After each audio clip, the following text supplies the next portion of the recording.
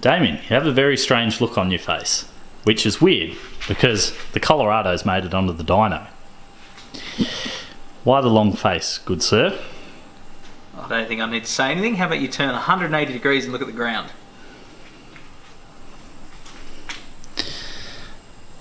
There appears to be a slight puddle under there. And look, it's not fuel and it's not condensation or anything like that. What I suspect is it's a lot of sump oil. I haven't actually gone over there and tasted it, for example, but I'm pretty confident that's what it is. And I'm fairly sure I know where it's come from too. Yeah, so we've done a power run.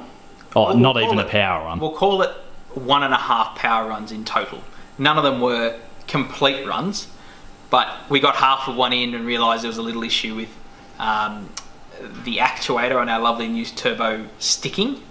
So we fixed that, and then we basically turned all our boost control off. We basically disconnected vacuum so to make the minimum amount of boost it can. Did another 3/4 of a power run, and Kyle told me to back out of the throttle because I couldn't see it. And once I did and got out, it was relatively obvious. I think you'll find it's pushing oil past the turbo oil seal. So you can't really see in here, but it is quite foggy still.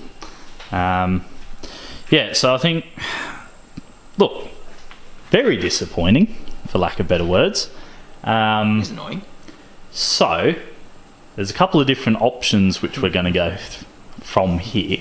Let me put it this way. One of them is on the ground from the other day when we took it off. Yeah.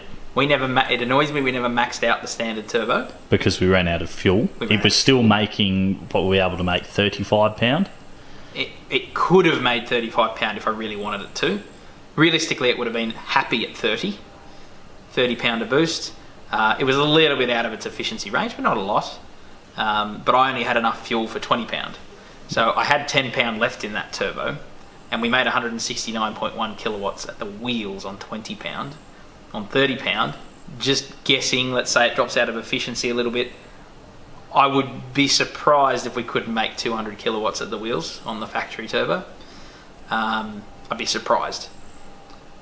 Let me put it this way. It can't be any worse than our current turbo that's on it, that has survived, if you want to include idling, 5 minutes. Yeah. And let's be honest, even once we'd sorted out those couple of teething boost issues, it just didn't seem to want to make boost. It sounded wrong. Yeah. So with VNT turbos, the one thing you've got to be careful of is you don't keep the VNT vanes shut for too long, because it creates a lot of heat and a lot of stiction in the exhaust housing, and it can melt stuff like the VNT vanes. So basically what we did, and what I probably should have explained better just before, was we basically opened the VNT vanes as far as they would go, and the way you do that is just basically disconnect vacuum from the turbo, because the vacuum snaps them shut, which means it's very laggy and very doughy, but there's absolutely no chance of that occurring, and it'll make as much boost as the turbo can, but it only revs to 4,000 RPM. If it revs to 8, it'd make a huge amount of boost. We hadn't even started really playing with the thing, annoyingly. Literally, I set up my maps in the Unichip. We were going to do some fancy stuff in regards to boost control and all of this. Never got to use any of that because the turbo's spitting oil out the exhaust. I'm presuming it's the turbo, and I'm 99.99% sure it's the turbo. So basically, Snyder's turned to poo, much like what's coming out of the back of the Colorado.